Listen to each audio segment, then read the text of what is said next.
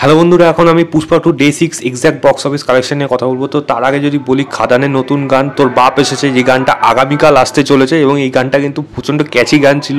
অপেক্ষা করে থাকলাম কবে এই গানটা কখন আসছে এবং সেই সময় আমরা সবাই কিন্তু এনজয় করবো এবং এটা কিন্তু মাস গান হতে চলেছে, সিনেমা হলে কিন্তু ব্যাপক লাগবে।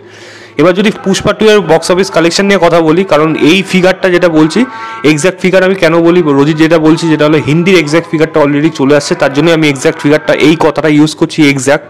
তো সেখানে যদি আমি বলি পুষ্পা 2 ডে 6-এ কত টাকা কামিয়েছে, তেলুগু বেল্টে 12 কোটি 15 লক্ষ টাকার মতো কামিয়েছে, তামিল বেল্টে 2 কোটি 50 লক্ষ টাকার মতো কামিয়েছে, কন্নড় বেল্টে 40 লক্ষ টাকার মতো কামিয়েছে এবং মালায়ালাম বেল্টে 50 লক্ষ টাকার মতো কামিয়েছে এবং হিন্দি বেল্টে শুনলে আবারও আপনারা অবাক হবেন 36 কোটি টাকা কামিয়েছে। এটা মানে তেলুগু বেল্ট থেকে প্রায় 3 গুণ টাকা কিন্তু হিন্দি বেল্টে কামাচ্ছে। এটাই হওয়ার কথা ছিল এবং সেটাই হয়েছে। হিন্দি মার্কেট বিশাল বড়, যখন ক্যাচ করে নিয়েছে তখন তার তো বক্স অফিস স্পিকার তো দারুণ হবে, এটা যা সময়ের অপেক্ষা ছিল এবং সেটাই হচ্ছে। তো 36 কোটি টাকা কামানোর পর হিন্দিতে 375 কোটি টাকা কিন্তু এই সিনেমাটা হিন্দিতে নেট কালেকশন এখন অবধি করেছে। মানে এটুকু বোঝা যাচ্ছে আজকের দিন সপ্তম দিন হয়ে গেলে সিনেমাটা 400 কোটি আরামসে ক্রস করে ফেলবে, মানে 7 দিনে 400+। এবার এটা বিশাল বড় রেকর্ড থাকবে, এটাকে হিন্দি মার্কেটে টপকানো কিন্তু সহজ হবে না, দেখা যাক কোন সিনেমা টপকাতে পারে।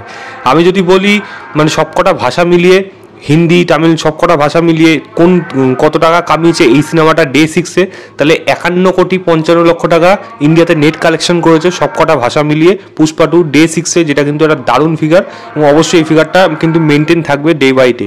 এবার আমি যদি টোটাল বক্স অফিস কালেকশন বলি, প্রথম 6 দিনে কত টাকা কামালো, তো তেলুগু বেল্টে 223 কোটি 75 লক্ষ টাকার মতো কামিয়েছে, হিন্দি বেল্টে যেটা আমি বললাম 375 কোটি টাকা কামিয়েছে, তামিল বেল্টে 37 কোটি টাকা, কন্নড় বেল্টে 4 কোটি 45 লক্ষ টাকা এবং মালায়ালাম বেল্টে 11 কোটি 70 লক্ষ টাকা কামিয়েছে এই সিনেমাটা সবকটা ভাষা মিলিয়ে 7 দিন ধরে।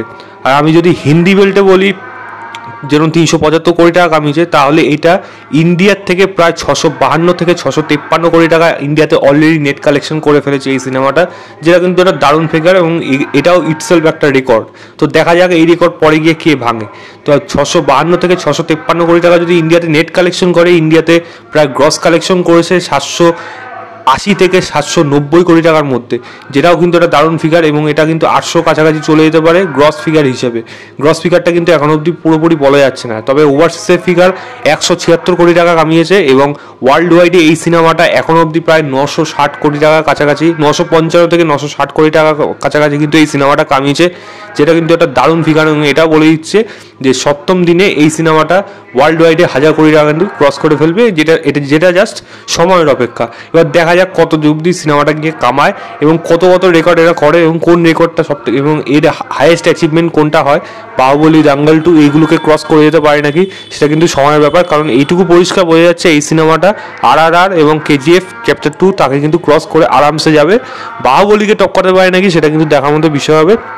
দেখা যাক সিনেমাটা কিরকম কামে। আপনারা কোনটা নিয়ে এক্সাইটেড অবশ্যই সেটা আমাকে কমেন্ট করে জানাবেন। ভিডিওটা ভালো লাগলে লাইক শেয়ার, চ্যানেলটাকে অবশ্যই সাবস্ক্রাইব করে দেবেন। বাই।